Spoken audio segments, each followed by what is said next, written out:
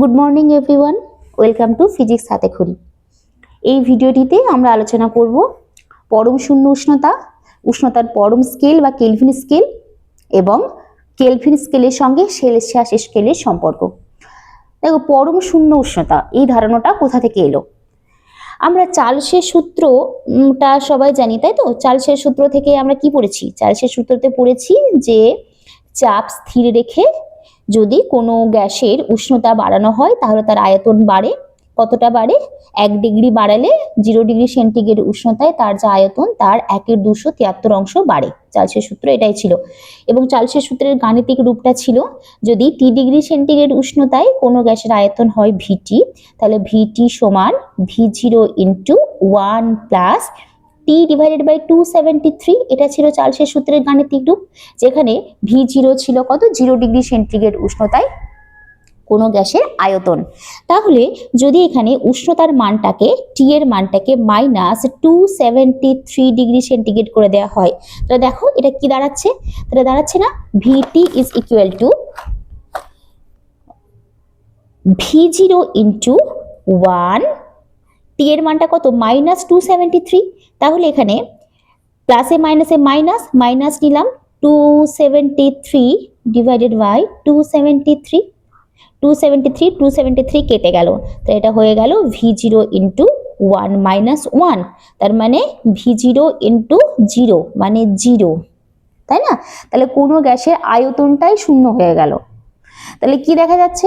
চার্লসের সূত্র অনুযায়ী যদি কোনো গ্যাসের উষ্ণতা -273 ডিগ্রি সেন্টিগ্রেড করা হয় তাহলে সেই গ্যাসের আয়তনটাই শূন্য হয়ে যায়।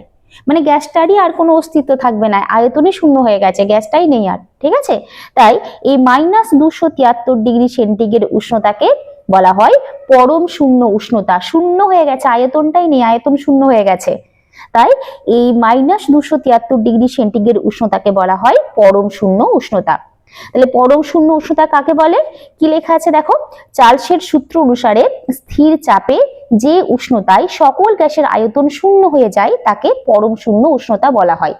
শূন্য কেন বলা হচ্ছে? তাহলে বোঝা গেছে আয়তনই শূন্য হয়ে গেছে, কিন্তু বাস্তবে -273 ডিগ্রি সেন্টিগ্রেড উষ্ণতা অ্যাচিভ করা যায় না। মানে -273 ডিগ্রি সেন্টিগ্রেড উষ্ণতায় পৌঁছানোর অনেক আগেই কোনো গ্যাস তরলে বা কঠিনে পরিণত হয়ে যায়, ওই উষ্ণতাতে পৌঁছানো সম্ভব হয় না। যদি সম্ভব হতো তাহলে -273 ডিগ্রি সেন্টিগ্রেড উষ্ণতায় কোনো গ্যাসের আয়তন শূন্য হয়ে যেত। ঠিক আছে? আচ্ছা, তাহলে পরম কেন বলা হচ্ছে এটাকে? পরম শূন্য পরম কেন বলা হচ্ছে? তার কারণ হচ্ছে এই যে -273 ডিগ্রি সেন্টিগ্রেড উষ্ণতাটা কোনো একটা নির্দিষ্ট গ্যাসের ক্ষেত্রে প্রযোজ্য সেরকম নয়, এটা সকল গ্যাসের ক্ষেত্রেই প্রযোজ্য। ঠিক আছে? মানে এটা গ্যাসের প্রকৃতি, গ্যাসের পরিমাণ, চাপ, আয়তন কোনো কিছুর উপরেই নির্ভর করে না, এবং বাস্তবে এর থেকে কম উষ্ণতা পাওয়াও যায় না। ঠিক আছে? যদি -273 থেকে আরো কম উষ্ণতার কথা ভাবো, তাহলে দেখো কি হচ্ছে, আরো কম হলে তখন T এর মানটা কি, উপরের মানটা বেশি যদি হয়ে যায় তাহলে নেগেটিভ, মানে কি ভি এর মানটা, আয়তন নেগেটিভ হয়ে যাচ্ছে। আয়তন কি নেগেটিভ কখনো সম্ভব? ঋণাত্মক কি কখনো সম্ভব? তাই এই -273 ডিগ্রি সেন্টিগ্রেড উষ্ণতাকে বলা হয় পরম শূন্য উষ্ণতা। ঠিক আছে? তাহলে পরম শূন্য উষ্ণতা যদি আরো পার্টিকুলারলি মানে বলা হয় তাহলে আসলে T এর মানটা হচ্ছে -273.15 ডিগ্রি সেন্টিগ্রেড, এই উষ্ণতাটা। ঠিক আছে? এই উষ্ণতাটাকে বলা হয় পরম শূন্য উষ্ণতা। বোঝা গেছে? তাহলে পরম শূন্য উষ্ণতা কাকে বলে? তো যেমন এমনি সেলসিয়াস স্কেল হয়, আমরা জানি যে সেলসিয়াস স্কেল বলতে আমরা কি বুঝি? সেলসিয়াস স্কেল মানে হচ্ছে তার নিচেরটা হয় 0 ডিগ্রি সেন্টিগ্রেড, মানে নিম্ন স্থিরাঙ্ক হয় 0 ডিগ্রি সেন্টিগ্রেড, আর ঊর্ধ্ব স্থিরাঙ্ক হয় 100 ডিগ্রি সেন্টিগ্রেড, তাই না? মানে প্রতি ডিগ্রি হচ্ছে 1 ডিগ্রি করে বাড়তে বাড়তে 100 ডিগ্রি সেন্টিগ্রেড, তো সেটা হয় সেলসিয়াস স্কেল। তো কেলভিন স্কেল মানে হচ্ছে সেই, এখানে যেমন -273 ডিগ্রি সেন্টিগ্রেড উষ্ণতা, এইটাকে শূন্য ধরা হয়। বুঝা গেছে? বাকিটা কিন্তু সেলসিয়াস স্কেলের মতোই, ওখানেও যেমন 1 ডিগ্রি প্রতি ডিগ্রি যা মান হবে, এই কেলভিন স্কেলের ক্ষেত্রেও 1 ডিগ্রির মান ওই সেলসিয়াস স্কেলের 1 ডিগ্রি মানেরই সমান, কিন্তু এর নিম্ন স্থিরাঙ্কটাকে ধরা হয় -273 ডিগ্রি। ঠিক আছে? তাহলে এই -273 ডিগ্রি সেন্টিগ্রেড উষ্ণতাকে শূন্য ধরে এবং উষ্ণতার যে স্কেলে -273 ডিগ্রি সেন্টিগ্রেড থেকে 0 বিন্দু এবং উষ্ণতার প্রতি ডিগ্রির মানকে সেলসিয়াস স্কেলের 1 ডিগ্রির মানের সমান ধরা হয় তাকে উষ্ণতার পরম স্কেল বা কেলভিন স্কেল বলা হয়। বোঝা গেছে?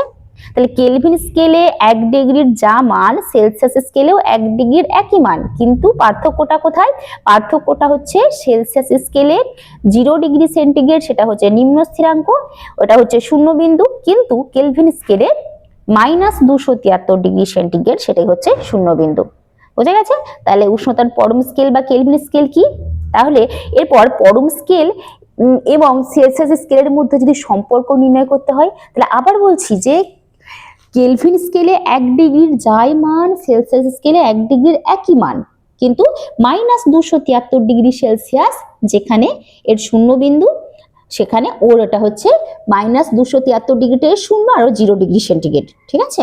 তাহলে আমরা বলতে পারি তো যে -273 ডিগ্রি সেন্টিগ্রেড এটা মানেই হচ্ছে 0 কেলভিন, তাই তো?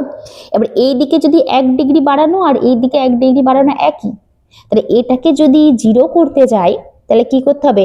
-273কে 0 করতে গেলে আমাকে +273 করতে হবে, এর সাথে 273 যোগ করতে হবে, তবে এই দিকটা 0 হবে। এই দিকটাতে যদি 273 যোগ করি এই দিকটাতেও 273 যোগ করতে হবে।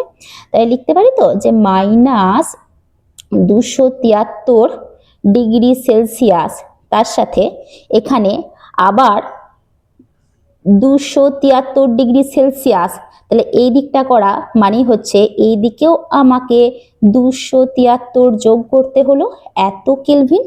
ওকে, তাহলে 0 ডিগ্রি সেলসিয়াস মানে হচ্ছে 273 কেলভিন। বোঝা গেছে? তাহলে সেলসিয়াস স্কেলে 0 ডিগ্রি সেলসিয়াস তার মানে হচ্ছে 273 কেলভিন। তাহলে কোনো একটা উষ্ণতাকে মাপা হচ্ছে, সেই উষ্ণতাটা যদি হয় টি, তার মান ধরলাম টি ডিগ্রি সেলসিয়াস। ঠিক আছে? তাহলে এখানে প্লাস টি যদি করি এখানেও আমাকে প্লাস টি করতে হবে। তাহলে এখানে যদি আমি লিখি যে টি ডিগ্রি সেলসিয়াস তার মানে হচ্ছে যে 273 প্লাস টি কেলভিন। বোঝা গেছে?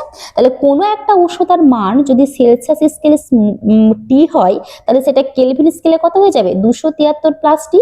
এই যে 273 প্লাস টি এটাকে বলা হয় ক্যাপিটাল টি, এটাকে ক্যাপিটাল টি দিয়ে লেখা হয়। কেলভিন স্কেলে যখন কোনো উষ্ণতার মানকে নির্দেশ করা হয় তখন তাকে ক্যাপিটাল টি দিয়ে লেখা হয়। ঠিক আছে? তাহলে ক্যাপিটাল টি সমান কত হয়ে গেল? ক্যাপিটাল টি সমান 273 প্লাস টি।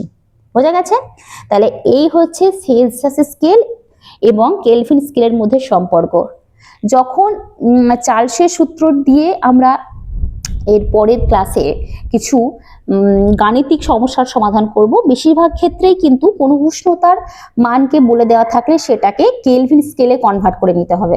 তাহলে বোঝা যাচ্ছে যদি কোনো উষ্ণতার মান সেলসিয়াস স্কেলে দেওয়া থাকে তাহলে তাকে কেলভিন স্কেলে কনভার্ট করার জন্য 273 দিয়ে যোগ করতে হবে। ঠিক আছে? তাহলে এই হলো সেলসিয়াস স্কেল এবং কেলভিন স্কেলের মধ্যে সম্পর্ক। Thank you.